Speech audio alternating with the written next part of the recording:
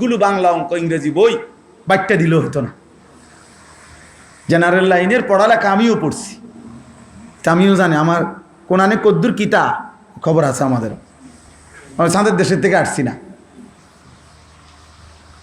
আমি Comilla Victoria college থেকে masters pass করছি, সায়েন্স বিজ্ঞান বিভাগ থেকে এসএসসি মানে দাখিল পাস করছি। অতএব এটা জানি আমি।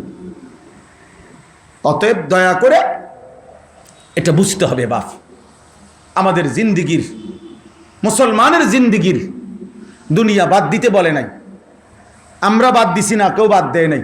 কোন হুজুর কি বিয়া করা ছেড়ে দিছে? কথা বলে না কেন? কোন হুজুরের কি বাচ্চা কাচ্চা নাই? কোন হুজুর কি গদ্দুয়ার করে না? কোন হুজুর কি উপার্জন করে না? তো দুনিয়া বাদ দিছে কই? দুনিয়া বাদ দিতে বলছে কে? আপনারে আপনারে বলছে হারামে না ছেড়ে দিতে। কথা বোঝেন নাই? আপনারা ব্যবসা করতে নিষেধ করছে না সুদ খাইতে নিষেধ করছে? তো আপনারা এটা না বলছে, আপনারা এটা না বলছে। আপনারা স্ত্রী স্বামী স্ত্রীর মিলন এটা হারাম, তা আপনারা বলছে পরের বেডির লগে না আপনি আকাম করতেন না। পরের মাইয়ার হাত ধরতে নিষেধ করছে, রাস্তার নর্তকীরে না দেখতে নিষেধ করছে, মোবাইলের উলঙ্গ নারীকে দেখতে নিষেধ করছে। যুবক পবিত্র স্ত্রীকে দেখতে তো নিষেধ করে নাই।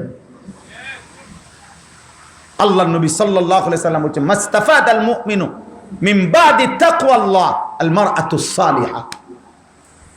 নবীজি সাল্লাল্লাহু আলাইহি সাল্লাম বলেন, কোন ঈমানদার মুসলমানের জন্য আল্লাহর ভয়, তাকওয়া, তাকওয়া মানে গুনাহ বর্জন এবং আল্লাহর আদেশ পালন। যত গুনাহ আছে এগুলো ছেড়ে দেওয়ার পর যত ইবাদত আছে, এই আমলগুলো করার পরে দুনিয়ার যত বস্তু আছে, বিষয় আছে, আল্লাহর নবী বলেন একজন মুমিনের জন্য দুনিয়ার বিষয়ের মধ্যে সর্বশ্রেষ্ঠ বস্তু হলো আল মারআতুস সালিহা, একজন পবিত্র নেককার স্ত্রী। সুবহানাল্লাহ। স্ত্রী